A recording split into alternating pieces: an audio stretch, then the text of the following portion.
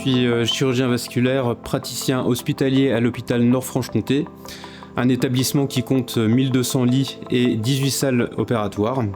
Nous avons la chance dans notre centre d'avoir un accès quotidien à la salle hybride, ce qui permet bien sûr des procédures endovasculaires complexes dans de très bonnes conditions, mais on a toujours estimé qu'il était indispensable d'avoir en parallèle un arceau mobile à capteur plan le plus performant possible.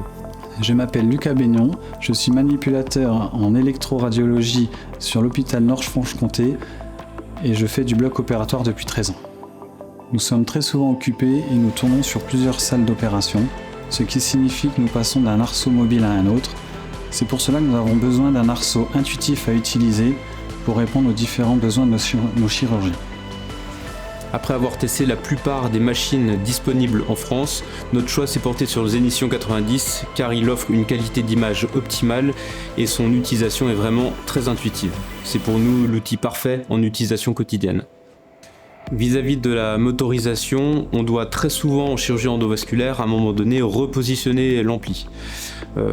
On doit parfois passer de façon répétée d'une position de face à une angulation extrême latérale ou alors dans l'axe crânio-caudal. Je pense particulièrement aux procédures concernant les artères digestives et iliaque interne, et pouvoir contrôler cela directement depuis la tablette opérateur fixée sur le rail devant nous est très appréciable pour le chirurgien.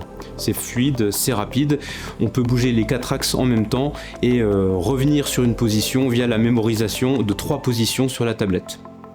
Un grand avantage est la possibilité de passer du mouvement motorisé au mouvement manuel. À un moment donné, le chirurgien utilise les joysticks du TSO. À un autre instant, nous pouvons déverrouiller les freins électromagnétiques et positionner l'arceau facilement. Il est vraiment facile d'utiliser les collimateurs permettant de limiter la dose à l'équipe et au patient. C'est aussi simple que de zoomer sur un téléphone. Il suffit en un simple clic d'utiliser l'autocollimation. Les collimateurs sont asymétriques, il est donc facile de les positionner comme bon nous semble. L'avantage du Zenition 90 est que même avec une dose d'irradiation la plus basse possible, on obtient tout de suite une très bonne qualité d'image. Le contouring automatique des vaisseaux est vraiment un outil qui paraît magique la première fois qu'on l'utilise. C'est fait de façon instantanée par la machine, on le contrôle depuis la tablette opérateur et ça donne un tracé extrêmement précis. Pour moi, une bonne qualité d'image, c'est tout simplement lorsque je me sens en confiance en regardant l'écran. On doit très souvent positionner nos stents, nos endoprothèses, nos agents d'embolisation au millimètre près. D'autres fois, c'est la question de la navigation d'un point A à un point B qui est difficile en empruntant des trajets tortueux. Et c'est notre responsabilité de tout voir clairement. On doit voir les vaisseaux cibles, le matériel à l'intérieur et dépister d'éventuelles minimes fuites ou une thrombose débutante. Et cela, que le patient soit maigre ou que l'on travaille chez un patient plus corpulent en intra-abdominal.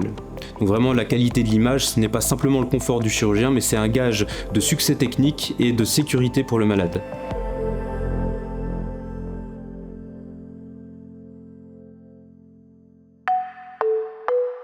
Philips.